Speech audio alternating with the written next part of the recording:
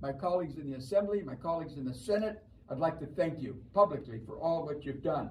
It was a group effort. It took all of us. But again, to the County Veteran Service Officers that are all over the state of California, to the VFW, AMVETS, AARP, PORAC, SEIU, and the Federation of Labor Unions, even they jumped in because we can't allow anyone to take advantage of our veterans. So with that, someone who's carrying the ball all the way through California and across this nation to support our veterans, our governor, Governor Newsom.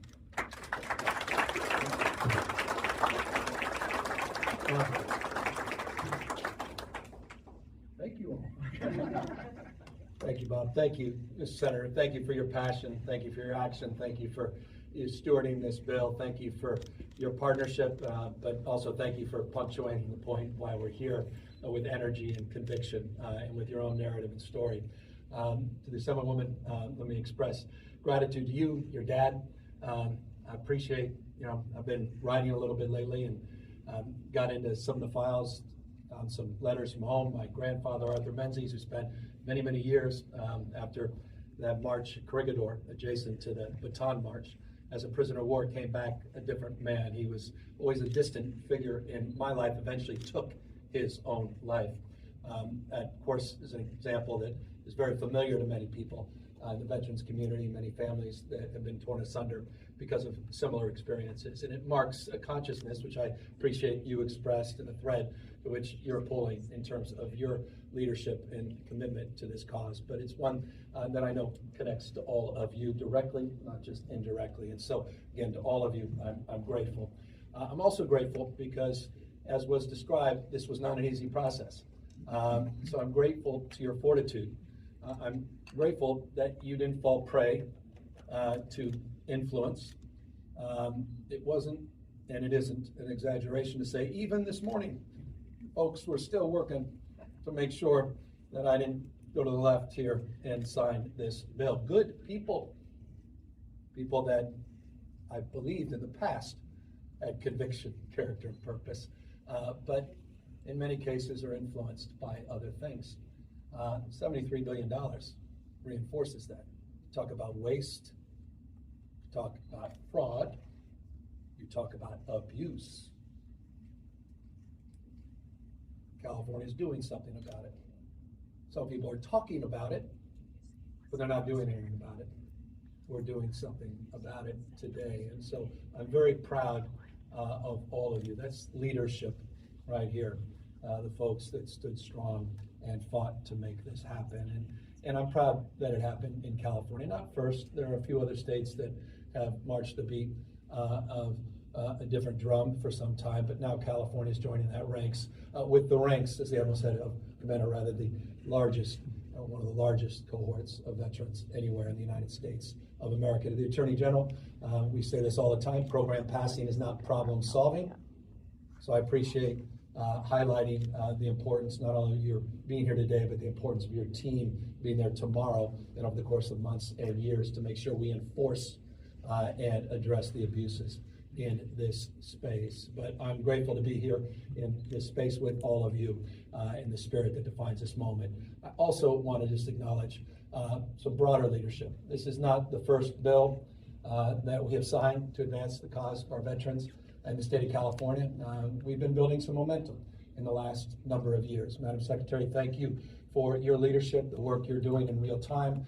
The voters approved over $1 billion, part of that $6.38 billion package, Proposition 1, to address the issues of veterans and homelessness, the unprecedented supports for behavioral health and mental health that have been advanced by this legislature and are being implemented and applied throughout the state at a regional basis through your work, Madam Secretary. I want to also acknowledge the work of many of the people here today that also advanced that $20,000 threshold, the exemption on income taxes for our veterans. We were an outlier for too many years, and finally, California closed that gap last year. Again, it's all part of the momentum that we're building in this space to do more than just rhetorically say we have the back of our veterans. So it's good to be back here. It's good to be here with all of you and have the backs of millions of our American heroes that are here and call California home. With that, let's sign this bill. Right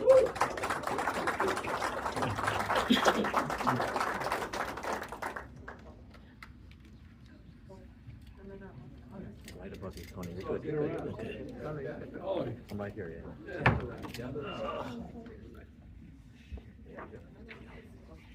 Oops. Doesn't work.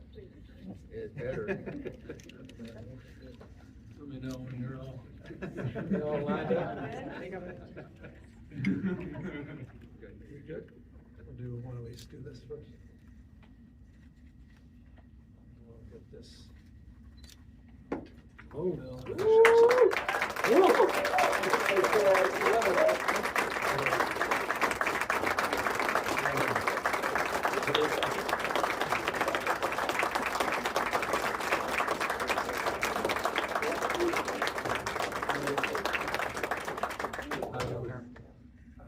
Bob's gonna take all the questions. Group photo right here. Oh, we'll do a photo first. Yeah. Okay, good. Right there, right where we're at. Okay. Log in and they call through the rolls every single day to see if veterans got increased benefits so that they can go after them and say, now you owe us $5,000, $10,000, $20,000. So they are clogging the system in every single possible way. They like to say to veterans, we can get your benefit faster, we can get you more. Well, maybe if they're fraudulent, they can get them more, but they do not have a different road into the VA, and they are actually clogging up the only road that exists for veterans to get their benefits. And on the point that was made around attorneys, it's not even the same thing at all. It's apples and oranges, because attorneys are under the bar. They are regulated. There is transparency. There is accountability. This is more like an illegal dentist in a garage operating. If that were happening, you shut it down. It's illegal. It's just illegal. And what they're doing violates federal law, plain and simple. Governor, ask your question. Your take on the federal mask ban, the ruling by the judge. If I could get your take on the judge called out the state carve out for state police in this bill. Who asked for that carve out, and was it the wrong move? Well, the bottom line is we're disappointed in the decision. I don't believe that federal agents should be running roughshod over the Constitution, putting communities that are already on edge in more terror and more distress by having masks on. No other law enforcement agency operates like this, period, full stop. It's about trust. And it's about relationships, and they're destroying trust, and they've frayed relationships, not just nerves. As it relates to amendments, we offered the author the amendments that were reflected in the bill that was upheld. Those amendments were not taken by the author. We believed it should have been a federal masking bill, period. We're pleased as it relates to the second decision, as it relates to the ID bill, and appreciate the Attorney General's strong advocacy on both. That was upheld, and that's quite significant. California's led in this space, and will continue, as the AG can, I imagine, attest, we'll continue our advocacy to move this process forward as well. Governor, back to, I don't know if you want to, actually, if I may, because point of personal privilege, because you've been such a strong advocate on the masking bill. Mr. Attorney General, want to add anything to that? Yeah, thank you. Of course, my office has the duty and obligation that we take very seriously to defend in court the laws of the state of California when they are challenged, and we defended both laws in court. We're there, of course, for the hearing. We argued it, and the final ruling was consistent with what we expected from some of the clues left by the judge in the hearing. And I think what's most important is what the governor was saying, is that if you can't tell the difference between a criminal trying to harm you and a law enforcement agent who is masked, and you don't know who they are, and they're being aggressive, and they seem to be threatening you, you have a huge problem. And accountability and transparency are critical. The masking policy of the federal government at this time does not meet those standards. It undermines trust, and it's a major problem. It's a public safety problem.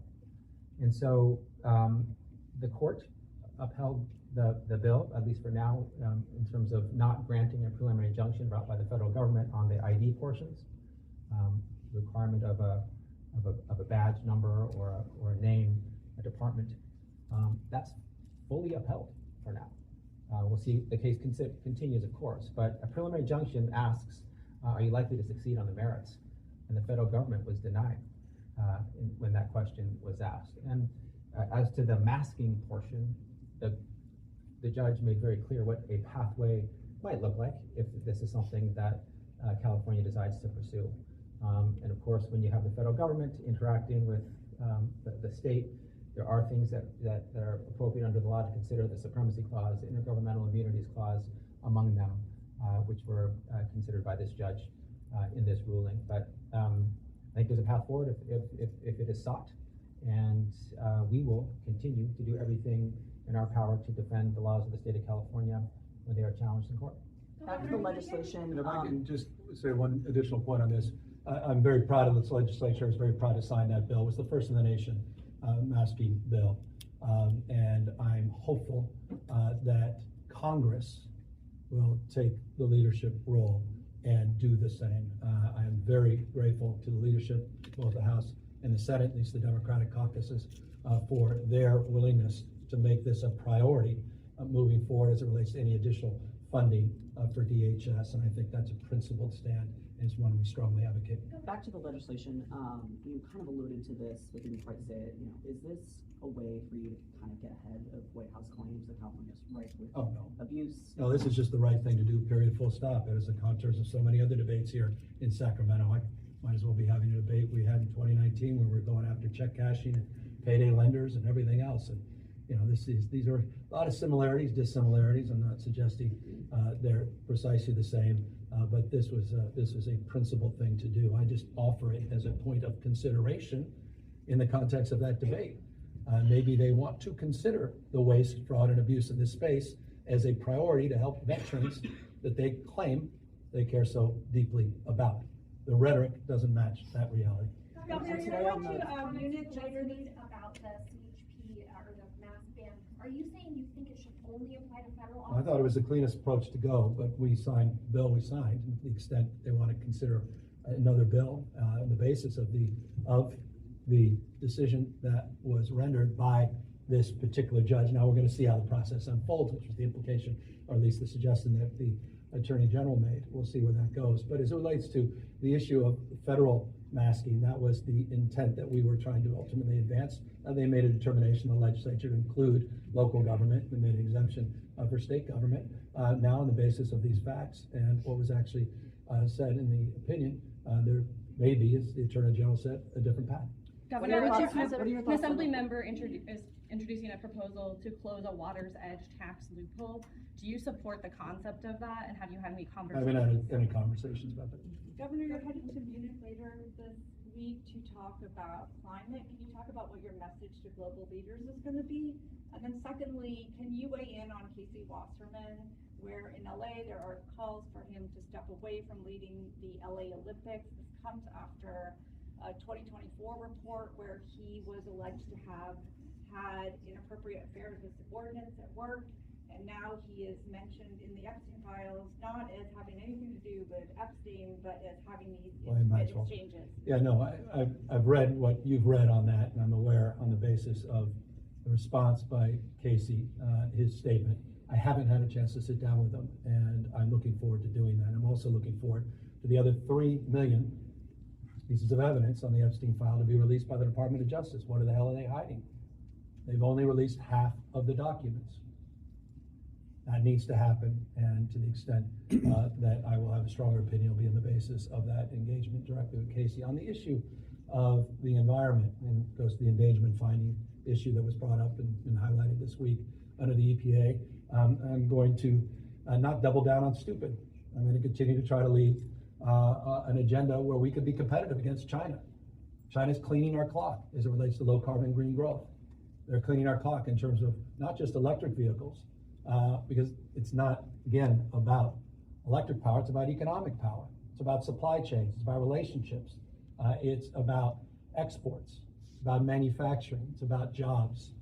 and this country is walking away. Endangerment finding, we're walking away from science. We are walking away from common sense. And I'm going to walk in to that conference, be one of a number of panels that I'll be on, and make the case that California is a stable and reliable partner.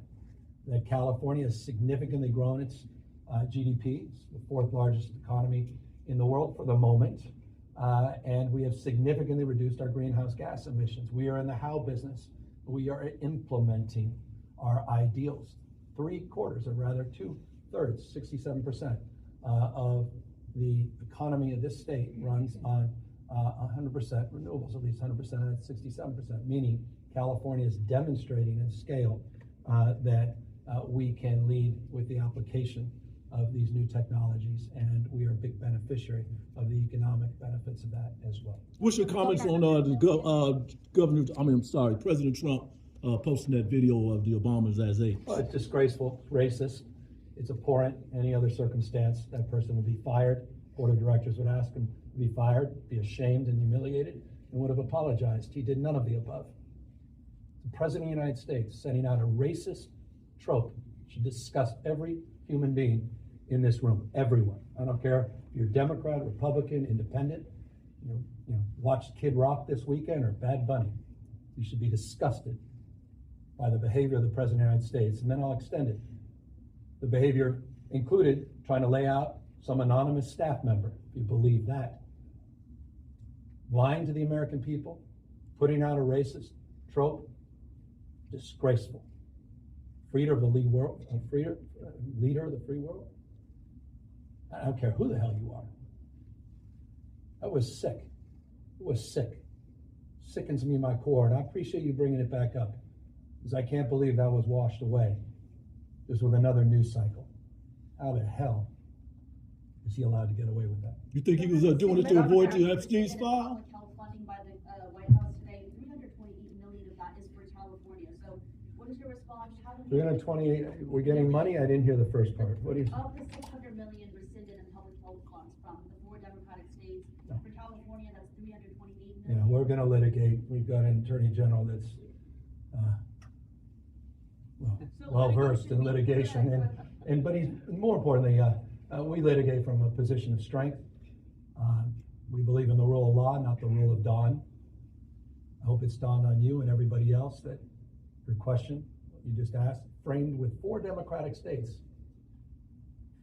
litigation how we plan to address the lack of that funding, though? Well, when you have someone who doesn't believe in the law or thinks laws don't apply to him and consistently breaks the law, then you have to use the courts. They seem to be the only other branch of government functioning right now. Certainly not the supine Congress, not Speaker Johnson, who's nowhere to be found on any of this, who countenanced that racial video, who continues to countenance this kind of recklessness to the rule of law, congressionally appropriated funds that are being misdirected and abused by the President of the United States. Again, we are very familiar with this, and this AG is very successful in addressing this in a court of law. Governor, on the governor raised CHP mask ban, would you support a CHP mask ban? Well, I think based on the court's decision, we should move in the opposite direction, and that is a federal mask ban as it relates to federal agents. I think the issue that is at hand is ICE. The issue at hand is federal agents, period, full stop. To the extent we want to have a debate about local and state masking, that's a different conversation. But the issue at hand is the issue of ICE and the issue of federal agency that is abusing those masks in the context of their operations. Governor, on the governor race to replace you, I have no comment, none. Thank you. Next question. What are your thoughts on the very large field of Democratic candidates right now? I have none. Are you? And forgive me, I said this a few weeks ago. I wasn't exaggerating. It's just not my focus. It's yours. I'm focused on my job. I've got a job. Yeah, sell by date. I'm very mindful of that, but I'm going to run a 110-yard dash in the spirit of the Olympics. Will you endorse somebody? I look forward to doing my job and you doing yours by continuing to ask that question. Last question. Governor, I have a question. I'm wondering, are you aware of a legislative proposal that would extend the right to remote work for state workers? I know your administration has said that you should come back 4 days a week. We gotta get these downtowns moving again. Got a sense of community in place. I'm supporting the local deli. It's been around 20, 30 years. It doesn't know if they can last another 20 or 30 days. I'm for a sense of community and energy and daring. I'm for serendipity. I'm for relationships. I'm for bonds being formed. I'm for young people having a chance to be seen and heard, and opportunities for growth and promotion. I'm for, I'm for addressing the issue of loneliness and isolation. I'm for getting us back. So as you know, I've supported that, and I believe that we're on track to do that July 1st. To the extent others have different opinions, I think that's reflected in your question. They do, my opinion, has been consistent, and I hope was just reinforced very clearly in terms of the comments I just made. Any other final question? With that? Oh, good. Are there any particular policies that your administration is planning in direct response to? Well, I mean, we're going to litigate again. What's so reckless about this is, this is the foundation of scientific reason that we can advance and argument we can advance as it relates to our regulatory policies and position. But they're not even trying to address that because they know they'll lose because they're so sound. They're trying to go after the Massachusetts decision to go around this. And that just shows the lengths to which this administration will go to try to recreate the 19th century. We want to dominate the future. We want to be competitive, not just against China, but the rest of the world. We want clean air. We want clean energy. We want abundant energy. We want low-cost energy. We want to enjoy the tech stack that is part of this revolution. Other countries get it. We are doubling down on stupid. This is profoundly reckless to the economy of the United States. It is profoundly reckless to the health of the United States. This has nothing to do with making America healthy again or wealthy again, quite the contrary. Governor, Thank last you. week in Kern County. Can you tell us what's on your name, please? My name is on the name. There's more tomorrow? More. It just said Gavin Newsom, Governor of California.